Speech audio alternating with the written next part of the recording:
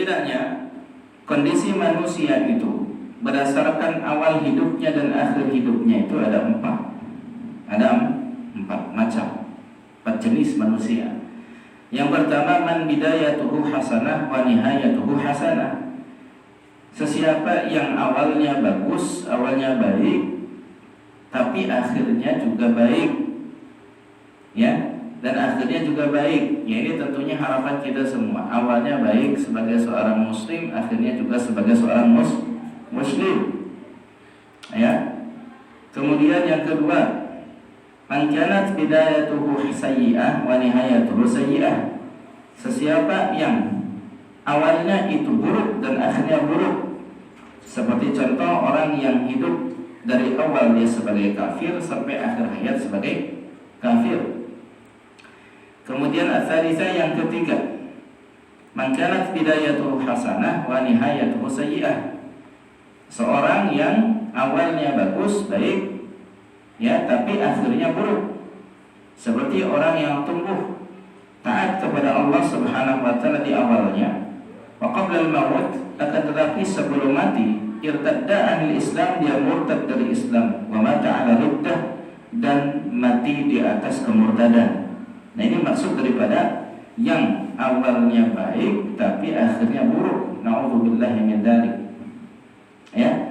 Jadi dia awalnya bagus, seorang muslim, tapi kemudian akhirnya murtad dari Islam. Na'udzubillahi min dzalik.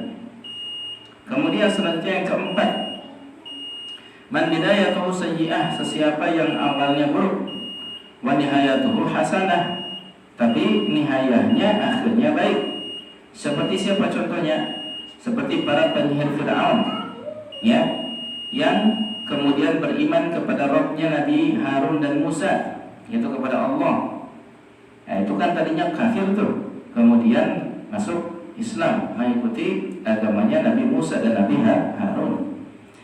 Kemudian selanjutnya juga bahkan Yahudi alladzi yakhdimun Nabiy sallallahu alaihi wasallam, dan seperti seorang Yahudi yang melayani Nabi sallallahu alaihi wasallam, dan Nabi menengoknya ketika ia sakit, ya, dan Nabi menawarkan Islam kepada apa?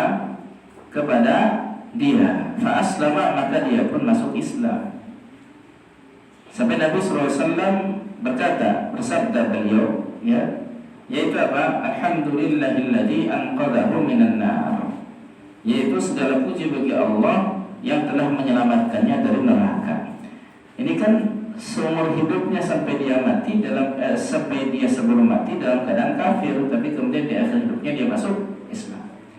Nah, itulah yang disebut dengan husnul khotimah. Jadi sebenarnya hakikatnya yang namanya husnul khotimah itu adalah mati di atas Islam. Itu hakikatnya. Ya. Kemudian yang disebut dengan su'ul khotimah itu pada hakikatnya mati di atas kekafiran. Gitu. Nah, husnul khotimah yang sempurna adalah mati di atas Islam, mati di atas iman, mati di atas sunnah. Itu husnul khotimah yang sempurna. Di atas ketaatan, ketakwaan, itu husnul khotimah yang sempurna. Nah, ada husnul khotimah yang tidak sempurna. Dia seorang muslim tapi masih berdosa. Ya, paham ya? Jadi seorang muslim itu rata-rata semuanya, rasul muslim itu pada hakikatnya semuanya kalau mati dalam keadaan Islam, dia husnul khatimah. Ya.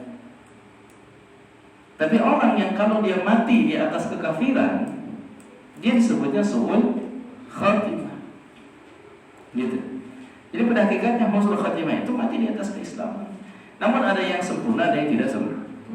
Yang sempurna itu yang tadi di atas ketaatan, ketakwaan, keimanan jelas kepada Allah Subhanahu wa taala. Ya. Dan juga bagaimana di atas sunnah. Dan ada yang husnul khatimah tapi tidak sempurna, dia mati di atas dosa. Tapi masih muslim. Seperti itu. Ya. Bisa dipahami ini kira-kira ya.